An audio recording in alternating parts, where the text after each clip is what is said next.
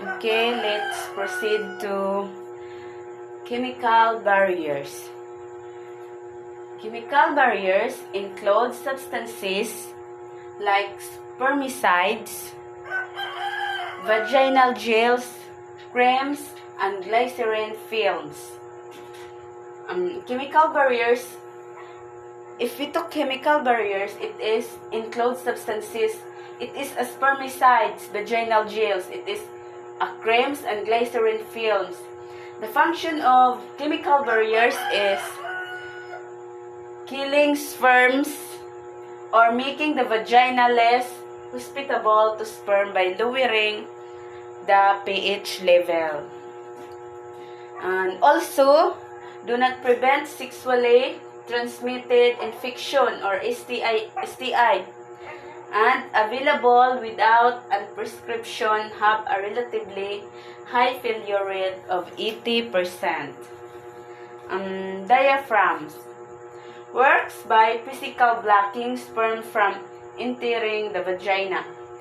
Diaphragm is a blocking of, just like for example, if you have someone that you are making sick, and then the chemical diagram, it is a blocking with the sperms of the guy that if we get inside in your vaginal or entering your vaginal. It is a circular rubber disc that fits over the cervix and must be placed before intercourse or coitus. It is okay if you are going to use another prevention. It is circular with your rubber disc. It is fits of your cervix placed before intercourse, before you are going to intercourse. When used with spermicide, the failure rate is reduced to 6% ideally and 16% typically. Must be fitted by physician. Should be left in place for 8 hours after intercourse. Should do not be left in place for more than 24 hours to avoid irritation or inflammation. That's all. Thank you. Good evening, everyone. Good evening, classmate. And we are starting my report. The topic is the report is the victims. Victim is the molds of undergone the victims, which is the include the small inclusion mode in each inside of the scrum. Example is thus is when different is the fed in inside out cut or freed and back to the page of the sperm.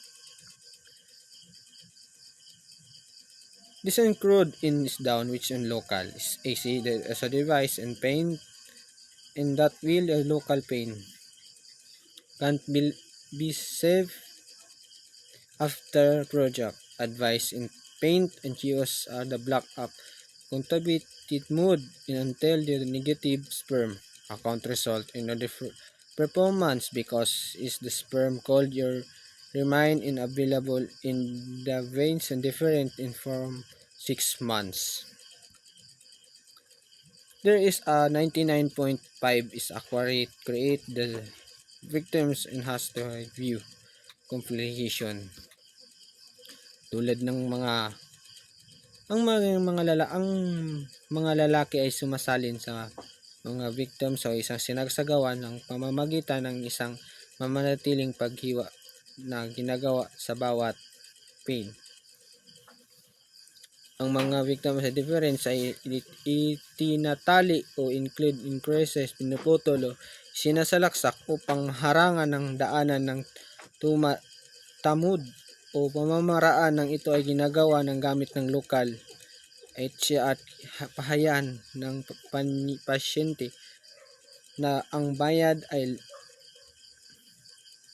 banayad na lokal ay pamakit ay maraming madadam pagkatapos pamarahan. Tudo siya ay pagkatapos pamaraan ng pahayuhan na pasyente ay gumagamit sa ng back-up na paraan pagpigil sa pagbubuntis hanggang sa maisagawa ang dalawang negatibong resulta bilang method dahil marami ang matiing mabubuhay ang tulad ng devices loob ng 6 na buwan.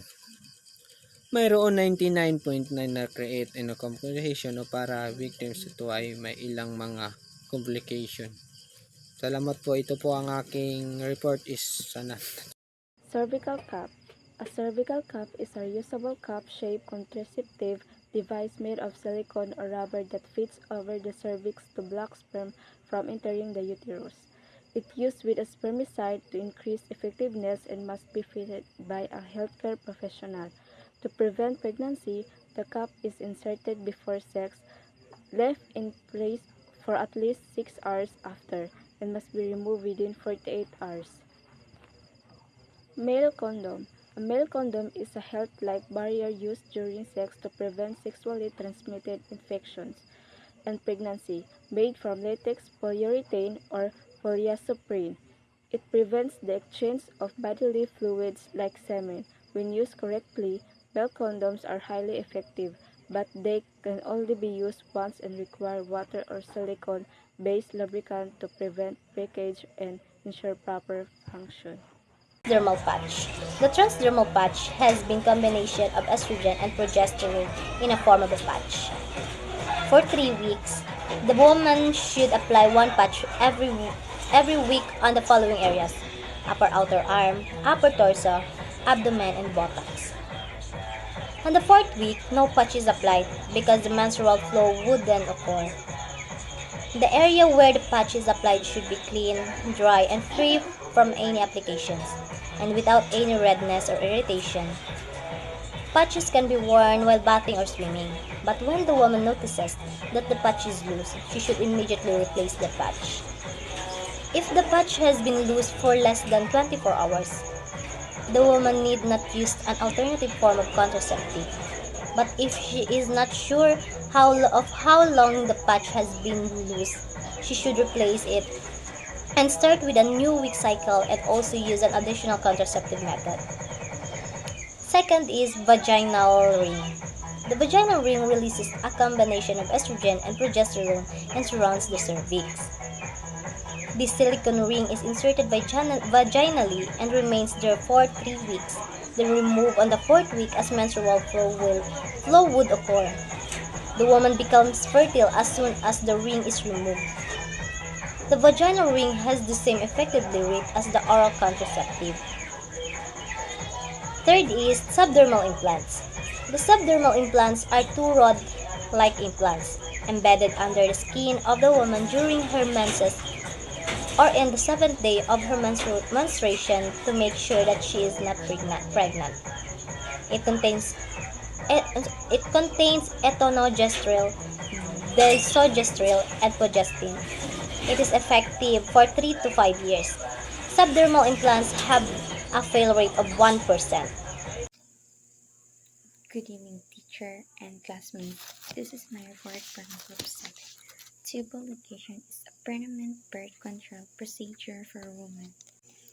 It involves the blocking the fallopian tube to prevent fertilization. It is typically done after menstruation but before ovulation. Recovery times is short, 2 to 3 days for sexual activity. Menstruation continue normally after the procedure. It is highly effective 99.5%, but protection before it is highly effective 99.5%, but protection before the presentation it's important to audio ectopic pregnancy. Good morning, everyone. Good morning, ma'am. Good morning, classmates. I'm Eliza D. Daniel. I came from the group 7, where report is about vasectomy. vasectomy, males undergo vasectomy, which is executed through a small incision made on each side of the scrotum.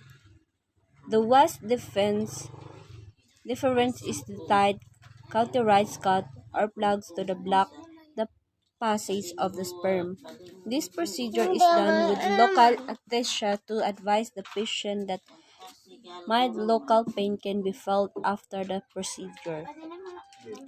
Advise the patient to use a backup contraceptive method until two negative sperm count results are performed because the sperm could remain viable in the vas defense for 6 months.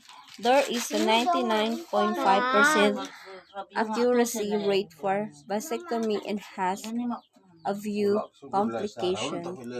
Thank you for listening to my report, and that's all. Thank you.